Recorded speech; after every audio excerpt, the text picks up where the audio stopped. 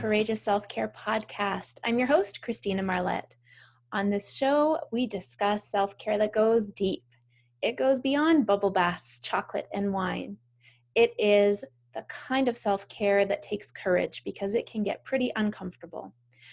Be sure to stick around until the end. I'll be sharing a free resource with you. This month, we are uncovering the different aspects of finding harmony between masculine and feminine energy. This is foundation number 2 of courageous self-care. And it's not something that is really well known yet. There is a lot of information coming through now about how to access your feminine power. And what I like to do is take it a step further, because we have a part of us that is masculine energy. Every human being has that. We also have a part of us that is feminine energy. And what we need to do is to learn to harmonize those two so that we can consciously choose, okay, now I need to access my masculine energy. And now is the time where I'm going to harness my feminine energy. When we know the difference between the two and know how they can support us, it makes all the difference to our energy. We are made of energy. Everything is energy. Everything is made up of masculine and feminine energy. And so when we learn to maximize how we use that energy, we just experience so much more in life, more fulfillment, more happiness, more contentment, better relationships. Doesn't that sound delicious? So today I am talking about how you can reduce your stress by procrastinating. What is that all about? Let's dive in. So first of all, if you have been following along on the podcast, you will know that when we are diving into a topic, if there's a word, then I like to have the definition. So I looked up procrastinate or procrastination. It means to postpone action. And the origin is the part that is pro means forward, and crastiness means belonging to tomorrow. So the old meaning, the original meaning is that procrastination means deferring until the morning or the morrow. It's fascinating. So that doesn't sound so bad, does it? There are a lot of self-help experts out there who will say, down with procrastination. It doesn't serve you. It's just prolonging until tomorrow what you should be doing today. And while that may be true, it's not always going to help us reduce our stress.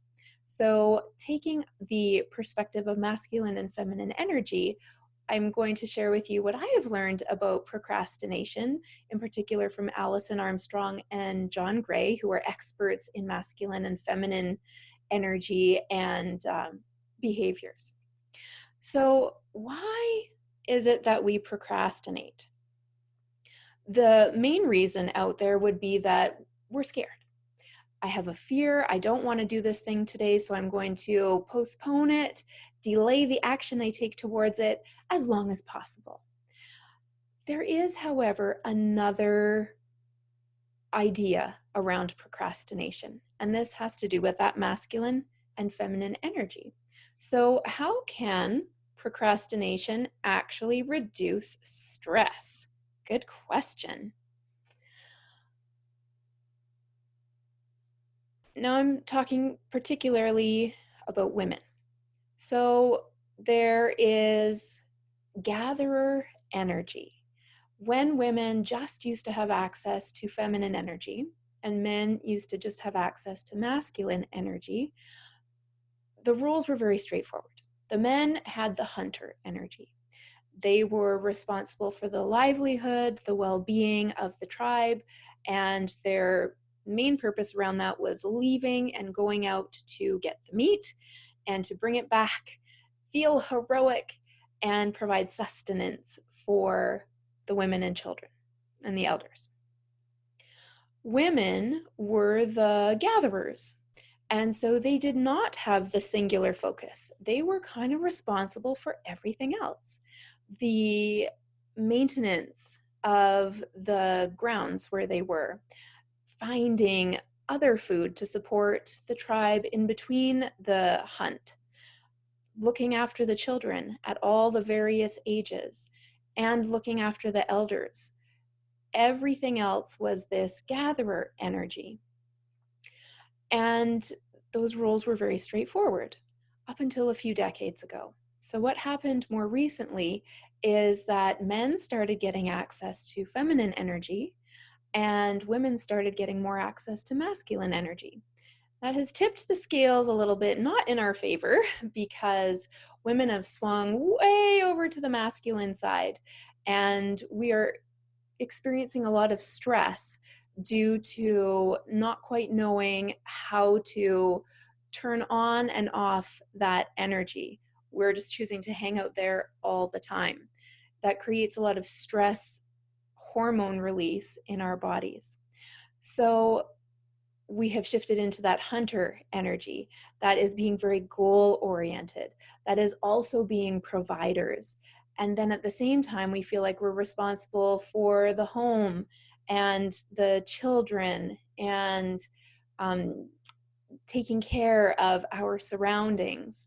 And so it's just too much. No wonder there is a lot of stress. We can't do everything.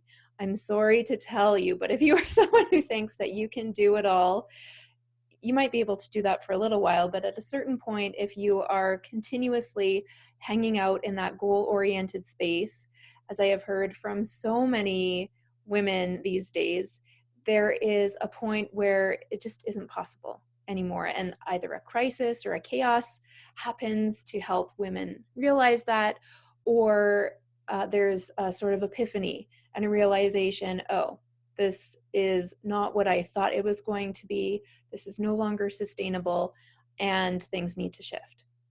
So getting back to procrastination, a lot of the time women will say, and I have noticed this for myself, if I have something to do or to accomplish, it seems like I am procrastinating by all of a sudden needing to organize the space or needing to clean up.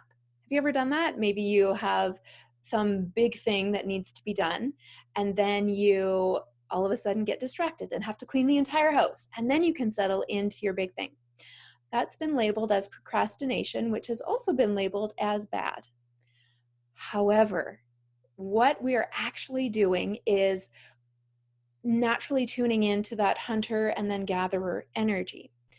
When we have a big task to confront or accomplish, that we know that that is going to, on a subconscious level, we know that that is going to take a lot of focus and discipline, and that we're going to need to be in our masculine energy. But what we need to do before that, we're getting the subconscious message, is to dive into our feminine energy first.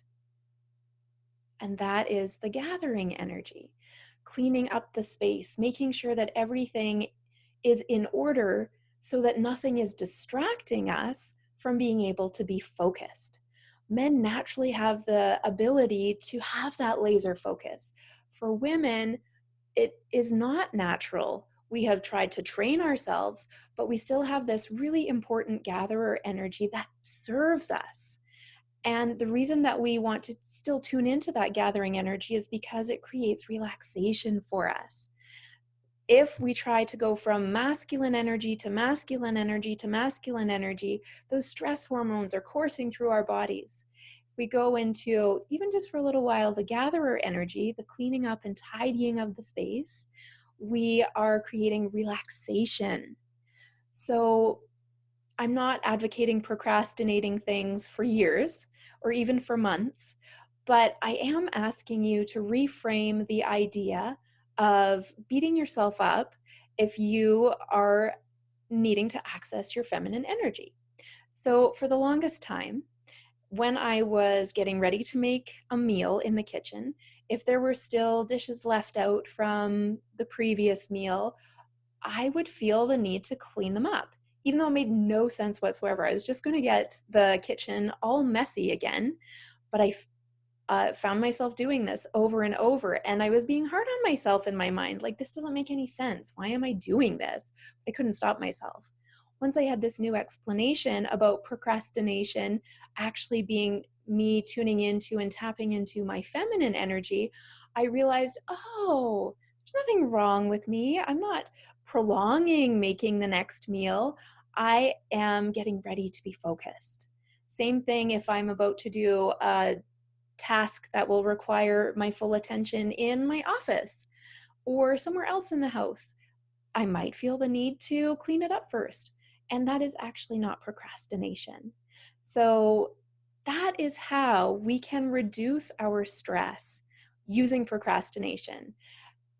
If you have a task that needs to be focused on with your full attention and you're feeling the need to do some cleaning beforehand or some organizing or anything that has to do with that gatherer energy, use this new paradigm to be gentle with yourself and say, oh, I'm so smart.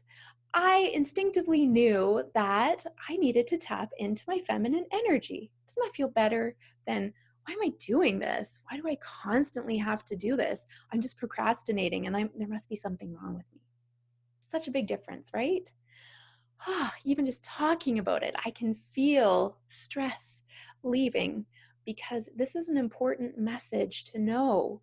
Anytime we can have new thoughts that help us be more gentle and kind to ourselves, I think they are so valuable. I have an invitation and a resource for you. So the first one is an invitation. Twice a week, I have guest experts on the show who are invited to share their story of courage. If you are interested in applying to be a guest, I would love to interview you. You can go to christinamarlette.com and click on the apply to be a podcast guest sort of a button there. And I will receive your application and contact you. Second is the resource that I wanted to share with you. Today, I would love to share with you the self-care checklist. This is a resource. It's not just a one-page checklist. It's a resource that teaches you a variety of the different foundations for courageous self-care that are going to help you move the needle on being strategic with your self-care. There is a section on each of the points, and they are baby steps, but important steps to starting to prioritize your own well-being. You can go to christinamarlette.com to get that daily self-care checklist. That's what it is called. The Courageous Self-Care podcast airs Monday through Friday. I'm so glad that you have taken a snippet of time here today for yourself to learn something new about how to prioritize your own well-being. So congratulations on being here and listening all the way to the end. Be sure to like, comment, and share this episode if it was in fact useful and interesting to you. If you are watching this on YouTube, you can subscribe to the channel so that you can be notified of when the next shows come out. I am Christina Marlette. Thank you so much for listening. I'm really grateful to you for being here. I'll talk with you again soon. Bye-bye for now.